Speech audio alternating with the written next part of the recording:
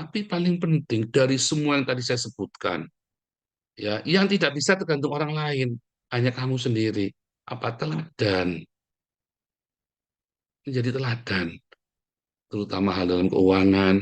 Pertama, kedua, ya menjadi teladan ya di dalam kekudusan. Kalau ada hamba Tuhan sudah selingkuh, kamu tinggal, saudara. Sungguh, saudara, tinggal. Kan kasihan, Pak. Enggak kasihan. Kalau ada hamba Tuhan sudah selingkuh, ya tinggal. Jangan kasih kesempatan lagi, saudara. Tinggal. Itu pelita bagi kakiku. Ya, Shalom Aleichem, Baruch Atah Adonai, Eloheinu melek haolam. Diberkatilah Engkau, Yesus Raja semesta alam. Dan yang membacakan Alkitab, lektor kita hari ini, Ibu Dunanti, Kidung Agung 6 ayat 1-13, dan 2 Petrus 2 ayat 1-22, nanti Pak Cecep Utami. Silakan dimulai, Bu Dunanti.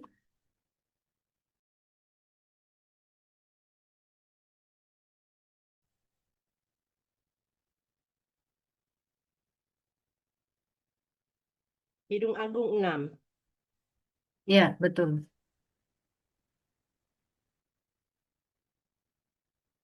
Kemana perginya kekasihmu, hai jelita di antara wanita?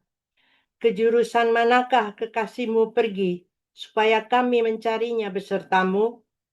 Kekasihku telah turun ke kebunnya, ke bedeng rempah-rempah, untuk menggembalakan domba dalam kebun dan memetik bunga bakung. Aku kepunyaan kekasihku, dan kepunyaanku kekasihku, yang menggembalakan domba di tengah-tengah bunga bakung. Cantik engkau, manisku, seperti kota Tirsa, Juwita seperti Yerusalem, dahsyat seperti bala tentara dengan panji-panjinya. Palingkanlah matamu daripadaku, sebab aku menjadi bingung karenanya. Rambutmu bagaikan kawanan kambing yang bergelombang turun dari Gilead. Gigimu bagaikan kawanan domba yang keluar dari tempat pembasuhan, yang beranak kembar semuanya, yang tak beranak tak ada. Bagaikan belahan buah delima pelipismu di balik telekungmu. Permaisuri ada 60, selir 80, dan darah-darah tak terbilang banyaknya. Tetapi dialah satu-satunya merpatiku, idam-idamanku, satu-satunya anak ibunya, anak kesayangan bagi yang melahirkannya. Putri-putri melihatnya dan menyebutnya bahagia. Permaisuri-permaisuri dan selir-selir memujinya.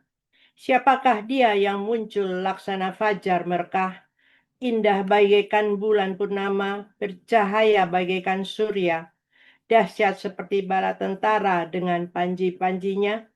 Ke kebun kenari aku turun melihat kuntum-kuntum di lembah, melihat apakah pohon anggur berkuncup dan pohon-pohon delima berbunga. Tak sadar diri aku, kerinduanku menempatkan aku di atas kereta orang bangsawan. Kembalilah, kembalilah ya gadis sulam, kembalilah, kembalilah supaya kami dapat melihat engkau. Mengapa kamu senang melihat gadis sulam itu seperti melihat tari-tarian perang? Demikian.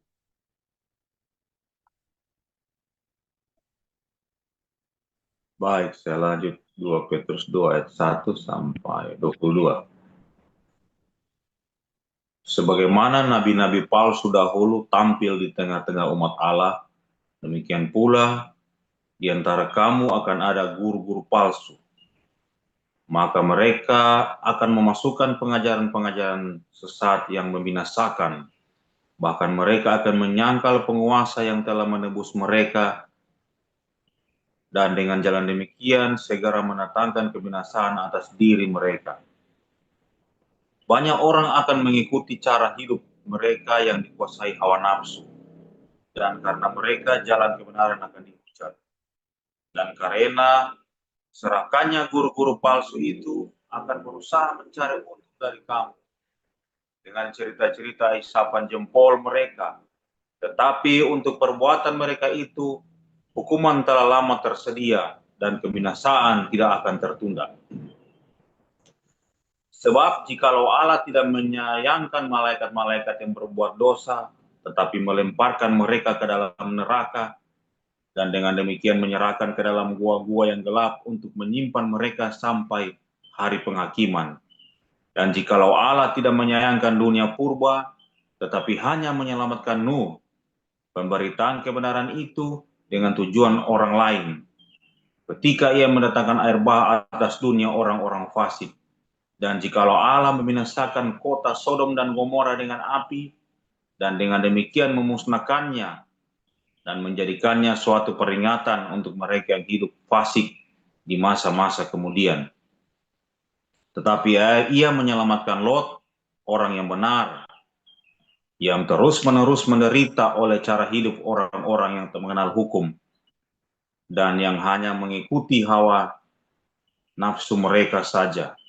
Sebab orang benar ini tinggal di tengah-tengah mereka, dan setiap hari melihat dan mendengar perbuatan-perbuatan mereka yang jahat itu, sehingga jiwanya yang benar itu tersiksa. Maka nyata bahwa Tuhan tahu menyelamatkan orang-orang saleh dari percobaan dan tahu menyimpan orang-orang jahat untuk disiksa pada hari penghakiman, terutama mereka yang menuruti hawa nafsunya karena ingin mencemarkan diri dan yang menghina pemerintahan Allah. Mereka begitu berani dan angkuh, sehingga tidak segan-segan menghujat kemuliaan. Padahal malaikat-malaikat sendiri, yang sekalipun lebih kuat dan lebih berkuasa daripada mereka, tidak memakai kata-kata hujat. Kalau malaikat-malaikat menuntut hukum atas mereka di hadapan Allah, tetapi mereka itu sama dengan hewan yang tidak berakal, sama dengan binatang yang hanya dilahirkan untuk ditangkap dan dimusnahkan. Mereka menghujat apa yang tidak mereka ketahui, sehingga oleh perbuatan mereka yang jahat, mereka sendiri akan binasa seperti binatang liar, dan akan mengalami nasib yang buruk sebagai upah kejahatan mereka. Berfoya-foya pada siang hari mereka anggap kenikmatan. Mereka adalah kotoran dan noda yang mabuk dalam hawa nafsu mereka kalau mereka duduk makan minum bersama-sama dengan kamu. Mata mereka penuh nafsu zina, dan mereka tidak pernah jemu berbuat dosa. Mereka memikat orang-orang yang lemah. Hati mereka telah terlatih dalam keserakahan. Mereka adalah orang-orang yang terkutuk. Oleh karena mereka telah meninggalkan jalan yang benar, maka tersesatlah mereka, lalu mengikuti jalan Bileam, anak Beor, yang suka menerima upah untuk perbuatan-perbuatan jahat. Tetapi Bileam beroleh peringatan keras untuk kejahatannya, sebab keledai beban yang bisu berbicara dengan suara manusia dan mencegah kebebalan nabi itu. Guru-guru palsu itu adalah seperti mata air yang kering, seperti kabut yang dihalaukan taufan. Bagi mereka telah tersedia tempat dalam kegelapan yang paling dahsyat, sebab mereka mengucapkan kata-kata yang congkak dan hampa, dan mempergunakan hawa nafsu cabul untuk memikat orang-orang yang baru saja melepaskan diri dari mereka yang hidup dalam kesesatan. Mereka menjanjikan kemerdekaan kepada orang lain, padahal mereka sendiri adalah hamba-hamba kebinasaan. Karena siapa yang dikalahkan orang, ia adalah hamba orang itu. Sebab jika mereka, oleh pengenalan mereka akan Tuhan dan Juru Selamat kita, Yesus Kristus, telah melepaskan diri dari kecemaran-kecemaran dunia, tetapi terlibat lagi di dalamnya, maka akhirnya keadaan mereka lebih buruk daripada yang semula. Karena itu bagi mereka adalah lebih baik jika mereka tidak pernah mengenal jalan kebenaran daripada mengenalnya, tetapi kemudian berbalik dari perintah kudus yang disampaikan kepada mereka. Bagi mereka cocok apa yang dikatakan peribahasa yang benar ini: anjing kembali lagi kepada muntahnya, dan babi yang mandi kembali lagi ke kubangannya. Demikian firman Tuhan. Ya, terima kasih para lektor yang sudah membacakan Alkitab, Ibu Dunanti Tobing dan Pak Cecep Utama.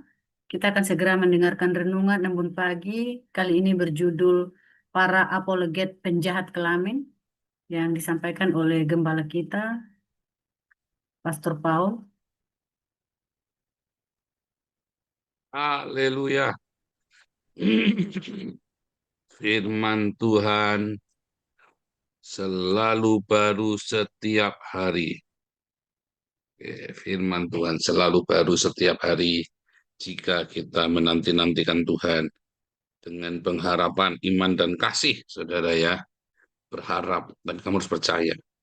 Iman sebiji sesawi, ya. Asal percaya saja. Kalau namanya percaya ya jalan, saudara ya. Kamu percaya saya, yuk kita jalan.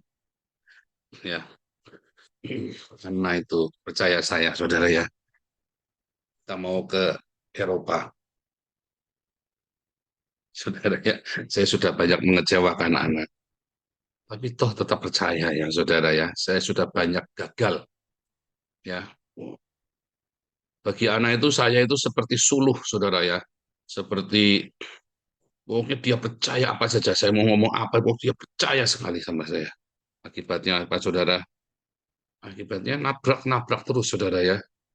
Suatu hari terakhir saya minta dia percaya ke Eropa, saudara.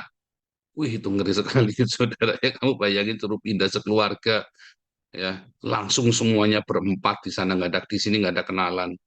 Gimana tuh? Ya kan? Kamu percaya nggak? Nggak pegang duit, ya. Kalau Edis CS itu, saya Saifuddin segala macam, mau pergi minta duit, saudara. Saya nggak punya, nggak mau. Duitnya gimana? Percaya. Di sini pun saya nggak pernah minta-minta uang. Sungguh, saudara, nggak pernah minta-minta uang. Saya tidak pernah minta-minta uang buat diri saya sendiri. Ada jalan, nggak ada, sudah diam saja. Itu janjian saya sama Tuhan. Tuhan, saya mau kembali melayani full time dengan segala macam kengerian di dalamnya. Tapi saya nggak mau minta-minta ya Tuhan. Saya udah janjian ya, saudara ya. Saya nggak mau minta-minta nih. Janjian. Tuhan sediakan, nggak sediakan saya berhenti. Udah, selesai gitu saja. Ya, pokoknya saya nggak mau, nggak iya dong, kalau nggak makan gimana kita ya kan? Kan harus makan. Dan Tuhan tidak pernah permalukan saya sampai hari ini. Ya, saudara ya. Orang boleh fitnah, orang boleh hina kita. Orang boleh mencaci maki. Ya, dulu saya ingat saya pakai motor butut. Saya kan baru serahkan seluruh rumah saya, harta semua saya kepada hamba-hamba Tuhan di desa ya, saudara ya. Nah, yang tersisa cuma tinggal motor butut satu, saudara. Itu pun bukan motor, itu motor kakak saya dikirim ke saya, ya. Jadi dulu kakak saya lagi susah, saya kasih motor saya.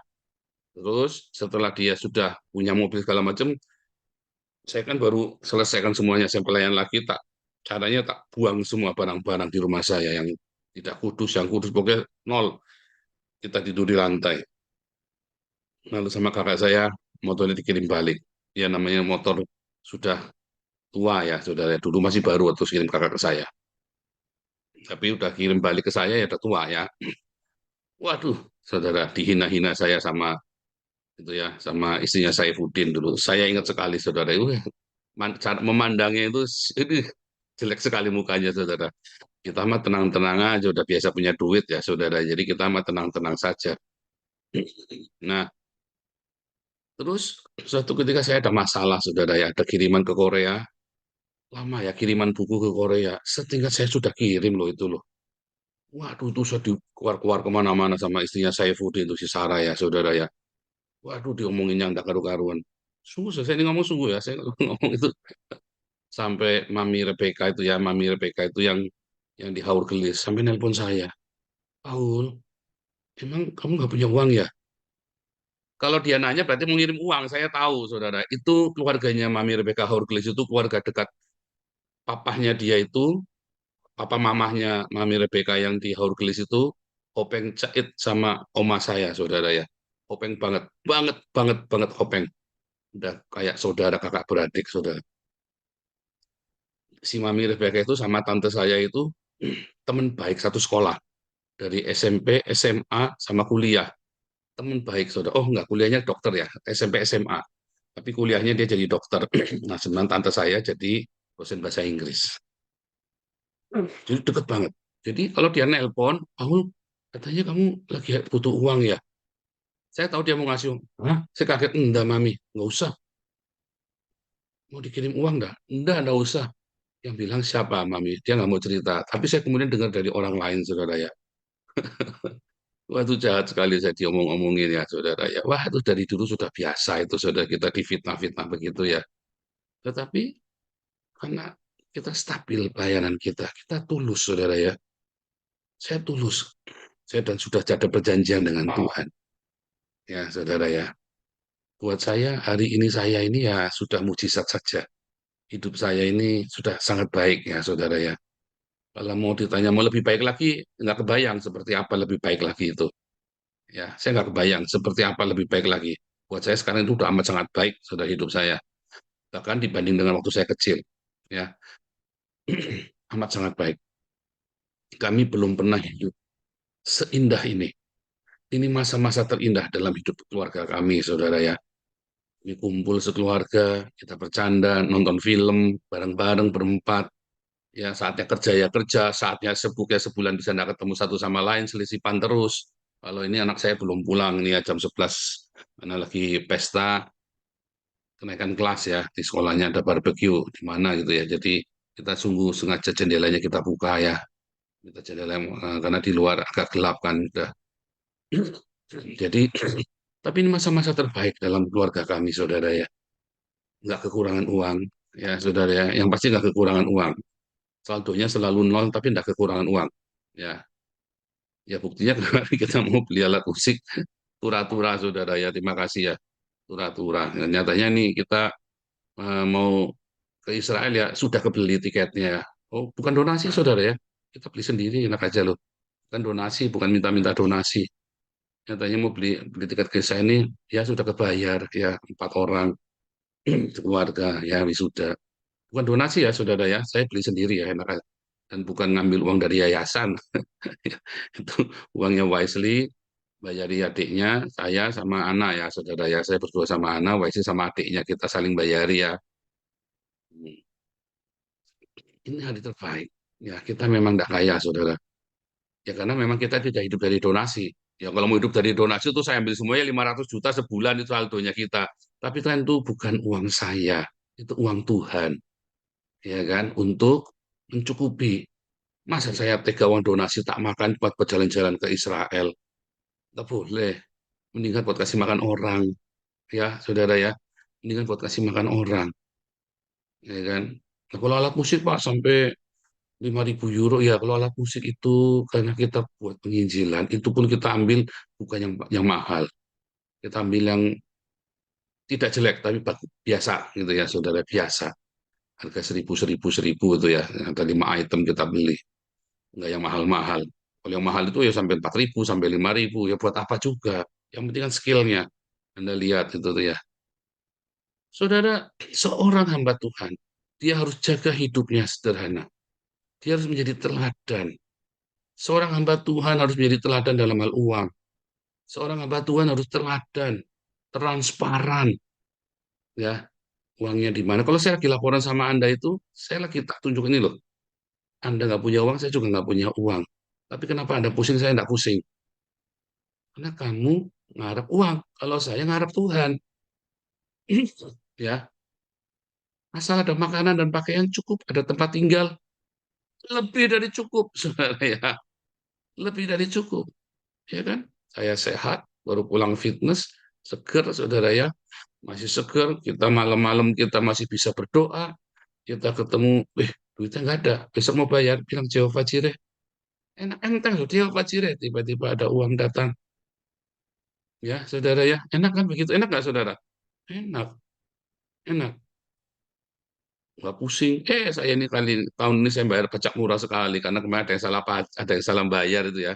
Aduh, saya senang sekali bayar pajak, cuman berapa tuh kemarin saya? Nggak nyampe 500 saya tahun ini ya, saudara ya. Karena ada potongan yang kemarin itu yang salah bayar kemahalan itu yang sampai 5.000 sampai mumet saya sampai galau setahun bayar pajak 10.000 gila. Nah, ini potong banyak ini saya saudara ya, cuma nggak nyampe 500 kok tahun ini saya bayar pajaknya, saya lega sekali. Hidup senang, gitu seperti itu, saudara. Hidup penuh dengan berkat, sukacita. Nggak ada duit, Jehovah Jireh. Ya kan? Kalau lagi tegang, ada sesuatu, tiba-tiba gelisah, Jehovah Shalom, beri damai sejahtera. Kalau kita khawatir, didoxing sama si Edwin, Jehovah Sebaot, malaikat Tuhan berkemah di sekelilingku. Ya kan? Siapa coba yang bisa lawan kita? Bahkan orang kirim santet aja, kirim setan, aja kita tengking balik, seorangnya mati, mampus, saudara ya. Iya. Mau apa, saudara? Mau seperti apa? Mau kehidupan seperti apa? Makanya seorang hamba Tuhan, kalau dia sungguh-sungguh hamba Tuhan, maka dia harus menjadi teladan dalam hal keuangan, transparan, bersih. Segala macam uang dia bersih. Memang uang tidak banyak. Ya, enggak apa-apa. Hamba Tuhan itu uangnya tidak harus banyak. Enggak harus, saudara. Malah sebaiknya jangan banyak-banyak. Sebaiknya jangan banyak-banyak. Imannya yang harus banyak, bukan uangnya. Iya kan? Tuhan Yesus dimintain bayar pajak, bea, bea bait suci. Yesusnya bingung, kok aku suruh bayar bea bait suci? Ya, dia bilang sama Petrus, Petrus mancing sana. Berarti kan Yesus nggak pegang uang kan? Tuh sana mancing, nanti ikan pertama ambil, ada dua sikal, satu buat aku, satu buat kamu. Iya kan? Berarti kan Tuhan Yesus kan nggak pegang uang, ya kan? Dia pergi, kasih makan 5.000 orang. Guru, duitnya nggak cukup, segini banyak. Beri mereka makan. Suruh mau, nggak cukup uangnya, kasih makan. Nggak cukup, iya, semoga jalan. Nah kalau habis, ya habisnya berhenti. Udahlah, habisnya berhenti. Gimana sih? Ya, saudara ya, kita meneladani apa yang Yesus lakukan. Di mana hartamu berada, di situ hatimu ada. Iya kan? Karena ketika seorang hamba Tuhan tidak menjadi teladan dalam hal uang, maka kamu semua akan mengikuti saya yang serakah, tamak, rakus. Makanya di Hagios ini, saya ngelihat kalian semua, aduh saya bangga sekali dengan Pak Siliwangi, saudara ya. I proud of you, Menir, Menir Siliwangi ya. Aduh, ya, mudah-mudahan konsisten ya Siliwangi ya, berhasil membuktikan. Kalau kerja jangan banyak mengeluh, jangan banyak komplain, capek jalanin, bagus kerja. Ya, aduh, Siliwangi akhirnya ngalamin pemulihan. Ya, dan banyak ya, Sanggam, ya. Aduh, saudara, di komunitas kita banyak yang mengalami terobosan-terobosan, saudara ya. Saya bangga. Ini Bu Ros juga luar biasa ya, udah S2 ya Bu Ros ya. Wah, keren banget Ibu Ros, nggak nyangka ya Bu Ros ya. Saya nggak pernah nyangka, kalian semua nggak pernah nyangka kan. Naomi apalagi saya bangga sekali dengan Naomi ya saudara ya. TKW loh saudara. Sekarang mau jadi capen calon pendeta nih Naomi. Mudah-mudahan Tuhan terus jaga dia hidupnya di dalam kebenaran dan kekudusan. Ya saudara ya. Doakan Naomi terus saudara ya. Dia membutuhkan doa kalian semua karena sama-sama lagi merantau. Ya. Kita doakan terus ya karena saya lagi mau Aduh Naomi, Tuhan tolong ya. Kalau kalian semua buat Naomi saja lagi merantau, dia Naomi juga orangnya juga murah hati ya, saudara ya. Nggak apa suka menolong juga dia.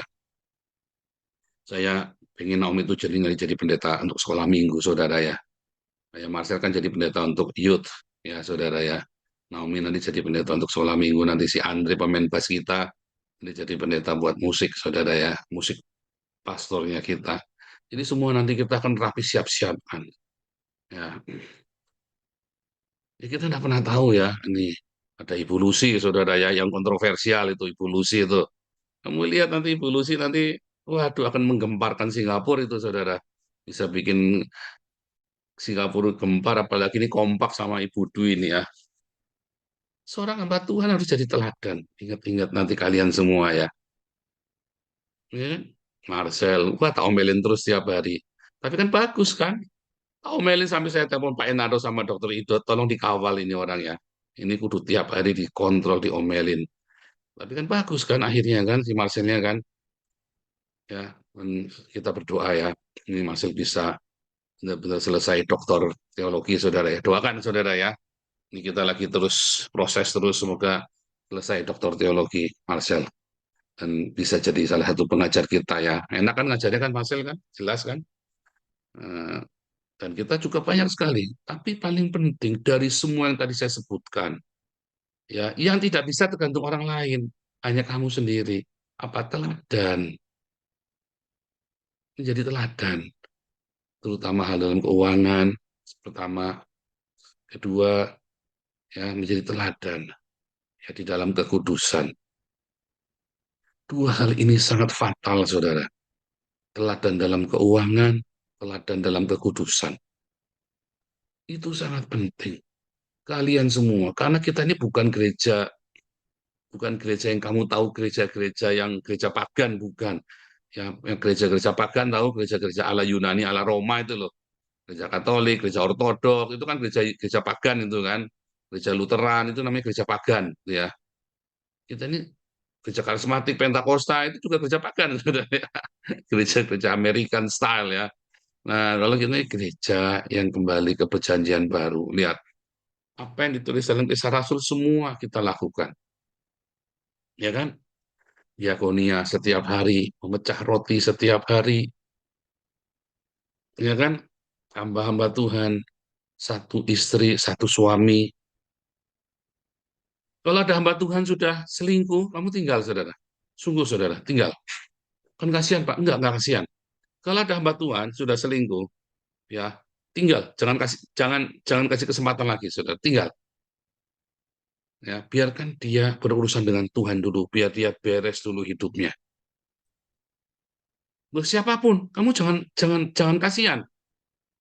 Kalau kamu terus-terusan dimanja hamba Tuhan itu, ngeracuni kamu dan ngeracuni jemaat, ngeracuni yang lain, ya. Kamu siapapun pendeta, sudah selingkuh, sudah selesai, saudara. Biarkan dia berhenti dulu jadi pendeta, lalu dia urusan sama Tuhan. Nanti Tuhan yang bawa dia kembali. Ya, hati-hati, saudara. Perselingkuhan itu bukan dosa yang remeh, saudara. Ya, hati-hati kamu. Hamba Tuhan, ya sudah ruwet dengan keluarganya, belum belum cerai, belum selingkuh. Stop dulu, pause dulu. Jangan banyakkan ngomong, ya. Merenung dulu, mengapa kamu bisa ruwet?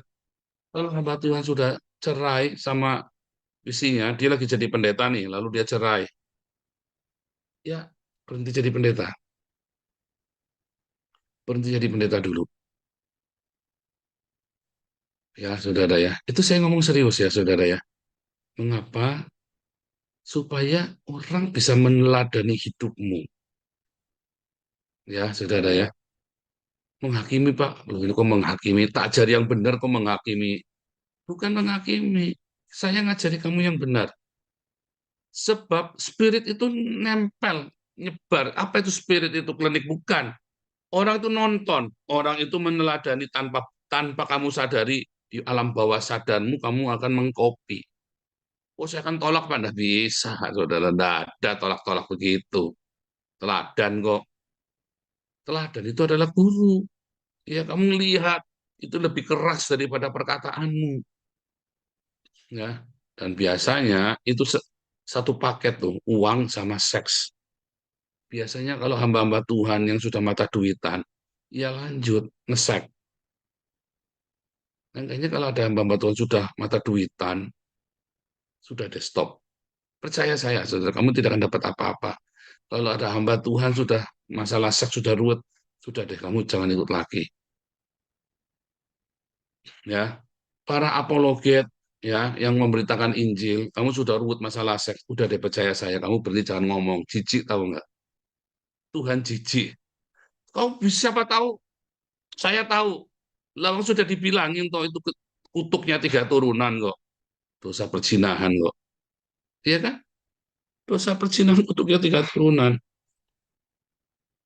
Ya, saudara ya. Anda meremehkan ya. Banyak banyak orang meremehkan, saudara ya, dengan dosa perzinahan. Oh, kan Tuhan ngampuni. Kamu jangan main-main, saudara ya. Hamba-hamba Tuhan yang berzina dan tidak bertobat, tapi ndablek. Ya, oh aku sudah minta ampun. Oh, kamu minta ampun belum tentu, saudara ya. Coba ya, kita buka, tolong bukakan ya di dalam kitab Keluaran, jangan ulangan 5, bentar ya, bentar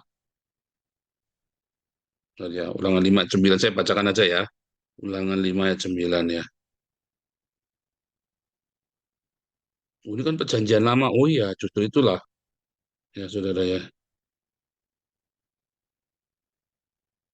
Ini ya kalau jangan menyembah berhala ya, sebab Tuhan Allahmu adalah pencemburu, membalaskan kesalahan bapa pada anaknya dan kepada keturunan ketiga dan keempat dari orang-orang yang membenci aku ya.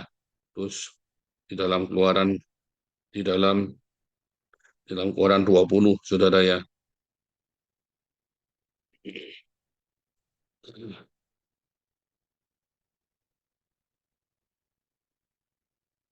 Dalam keluaran 20 ayat yang ke dan 20 ayat yang kelima saudara ya. Keluaran, Keluaran 20 ayat yang kelima ya saudara, saya bacakan ya. Jangan sujud menyembah kepadanya atau beribadah kepadanya, sebab aku Tuhan Allahmu adalah Allah cemburu, membalaskan kesalahan bapa kepada anak-anaknya, kepada keturunan ketiga dan keempat dari orang yang membenci aku. Coba lihat ya, penyembahan berhala. Loh, itu kan penyembahan berhala. Nah, ini saudara ya. Anda baca, kalau bab persinahan sama dengan penyembahan berhala, saudara.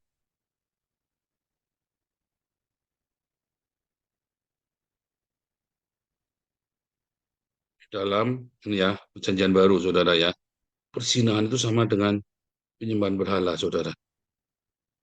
Makanya, ketika Anda menyembah berhala, ya, itu kan dosanya keturunan ketiga sampai keempat dikutuk, saudara ya.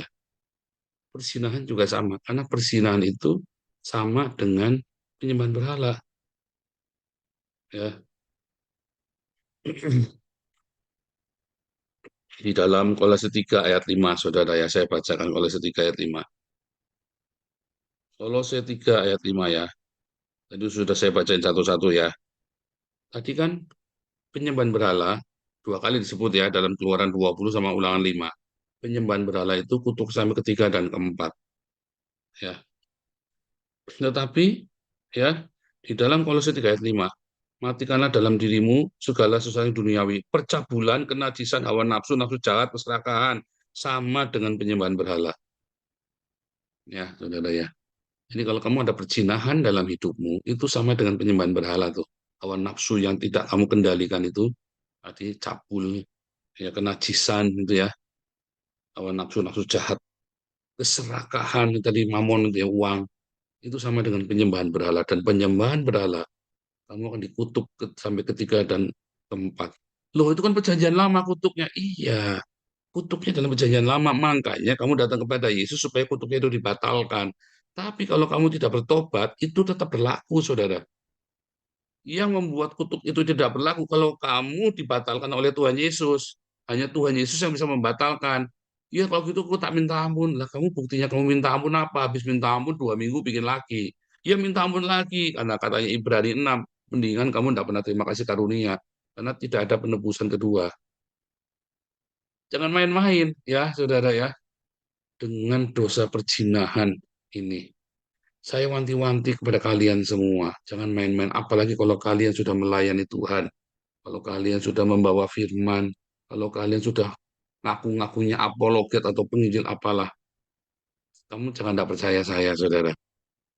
Ya, aduh, penjahat-penjahat kelamin itu, ya, dia kan tahu firman, hukumannya lebih berat, ya, hukumannya lebih berat, saudara.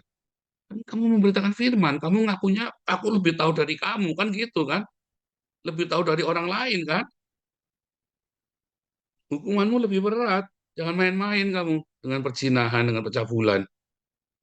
Makanya hamba-hamba Tuhan yang bercabul, yang jinah, yang najis, ya kamu berhenti dulu. Sebab kamu sedang menyebarkan spiritnya. Dan kamu yang suka dengerin pendeta-pendeta cabul, hati-hati aja kamu nanti tiba-tiba ada di situ. Oh, udah pernah, kamu jangan tak percaya saya, saudara. Ya, hamba Tuhan berzina itu nanti tiba-tiba jemaat itu banyak sekali yang berzina. Ya, puji Tuhan di tempat kita belum ada, saudara, dan jangan sampai ada. Pernah dulu sekali, tapi dia bukan orang kita. Langsung saya hantam, saudara ya. Langsung saya hantam, saya tahu namanya Heri siapa itu dulu ya. Itu langsung saya usir, saudara. Ya. Ya, Amin Wijaya bukan orang kita, saudara. Dia itu kan mualaf kan, si Amin Wijaya itu kan Islam kan. Yang laporin ke polisi, orang si Agatha segala macam orang Kristen dilapor-laporin polisi. Ya kan, dan dia kan merapat ke Islam terus kan buat nyerang saya kan. Ya, nah, itu kan Yudas Iskariot, Amin Wijaya itu. Kan mukanya muka cepu kan, muka narkoba itu kan, si Amin Wijaya. Akhirnya apa? Menghamili janda disuruh digugurkan, saudara ya. Gila itu orang. Wah, sok-sokan paling benar firman Tuhan. Nggak taunya menghamili janda penjahat kelamin juga ini orang. Hati-hati, saudara. Banyak orang-orang seperti itu tuh. Yang masuk ya, jadi penjahat kelamin. Ya kan? Loh, kayak Saifuddin juga sama kan penjahat kelamin kan? Itu isinya putih kan apa bukan penjahat kelamin? Ngomong sesama pendeta itu ya. Hati-hati, saudara. Kamu ikut habis sama dia. Tapi itu sama ya, Yosua Tewu, Saifuddin, Gilbert, itu penjahat kelamin semua tiga-tiganya. Kacau sekali itu, saudara. Kamu jangan pernah ikut di dalam hal-hal seperti itu. Tapi kalau kamu mau ikut, nggak apa-apa. Resiko tanggung sendiri. Ya, saudara ya. Kemarin Budora muji-muji Saifuddin, penjahat kelamin kok kagum. Budora. Wah, terus malah dia ngeritik saya. Ya sudahlah, kamu mungkin nggak cocok di sini, Budora. Jangan. Kalau Anda kagum sama penjahat kelamin, kamu jangan di sini, saudara ya. Kalau kamu kagum sama penjahat kelamin, jangan di sini. Jangan di sini. Wah, bisa jadi racun itu, saudara ya. Kagum kok sama penjahat kelamin, goblok bener ini orang-orang ini ya. Saya kagak ngerti sama kalian.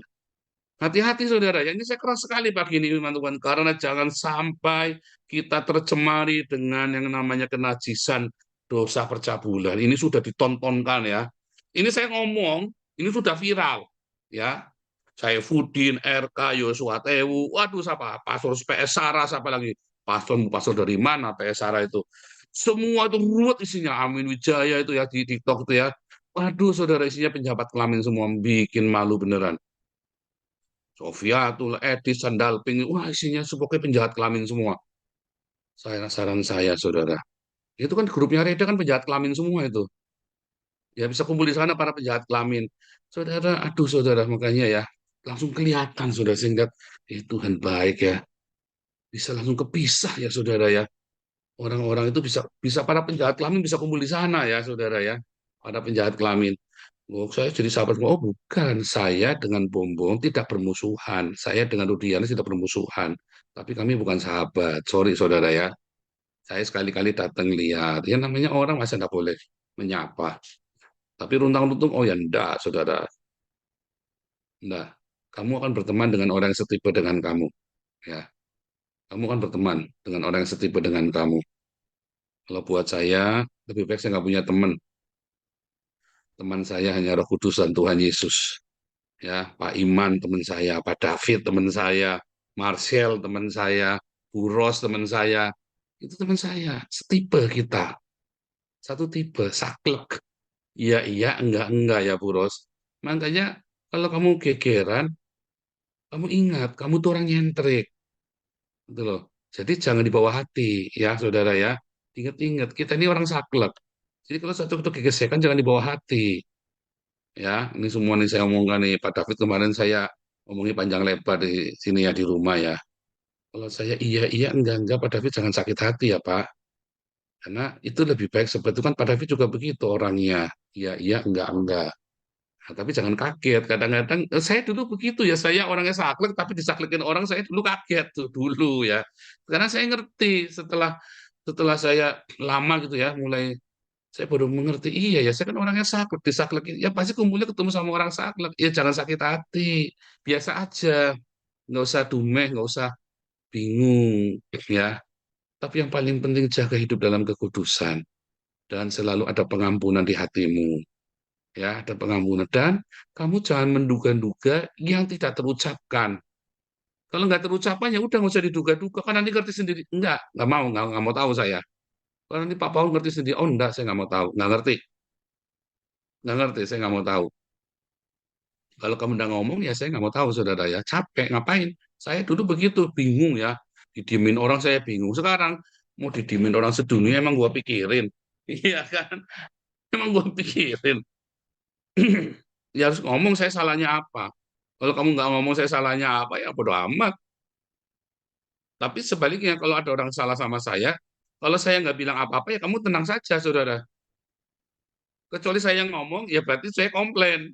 Tapi udah jangan pikir kemana-mana. Ya komplainnya ya cuman itu, jangan dibawa kemana-mana. Ya, nah jangan, wah nanti saya begini, saya pokoknya kamu jaga kekudusan dan transparan. Jangan ada intrik, jangan ada agenda-agenda yang aneh-aneh. Ya, nanti kita akan besar bersama, kita nanti akan bertumbuh bersama. Tuhan akan buat kita berbuah bersama yang lebat. Amin, saudara. Jangan ngurusi Cina, jangan ngurusi, aduh saudara, kalau kamu nganggur, ya kamu sini Cina, ya itu klentit, kamu ajari anak-anakmu, saya ajari anak saya Miracle sama Wisely itu dari kecil saya ajari, kamu dengar kata papa ya, jangan cabul, jangan Cina, nanti kamu akan selalu beruntung. Wisely itu orang yang selalu beruntung, saudara. Ajaib ini anak ajaib, sungguh saudara ya, anak yang beruntung, jaga hidupnya dalam kekudusan. Ya, miracle saya omongin. Kamu pengen selalu ada miracle dalam hidupmu, jaga hidupmu. Nanti kamu miracle bringer. Kamu akan jadi pembawa mujizat. Jaga hidupmu dalam kekudusan. Oh, dari kecil kamu ajarin, saudara ya, tentang kekudusan anak-anakmu ya. Oh, masih SD, Pak. Kamu jangan ngomong SD umur 10 itu udah bisa ngaceng, saudara. Ya, kamu omongin. Ngintip orang mandi, apa segala macam. Kamu bilang, jaga hidupmu dalam kekudusan. Nah, nanti kamu akan beruntung. Nanti semua fitnah nggak ada yang mempan. Percaya saya, kenapa sehari-hari ini, oh wah, saya mah orang-orang rajin fitnah saya, saudara ya. Nggak ada satupun yang mempan, ya. Amin, saudara. Ya, haleluya. Jaga hidupmu dalam kekudusan, ya. Tetap transparan dalam hal keuangan, ya. Beres semuanya dibereskan, ya, saudara ya. Nanti Tuhan akan sertai kamu, berikan kamu keberuntungan dan berikan banyak sekali buah tahun ini. Haleluya, tetap rendah hati dan mengasihi Tuhan. Amin. Amin. Terima kasih Pastor Paul. Sebelum menerima berkat, kita recite bersama-sama. Sema Israel, Adonai Eloheinu, Adonai Echad. Dengarlah hai orang Israel, Tuhan itu Allah kita, Tuhan itu Esa.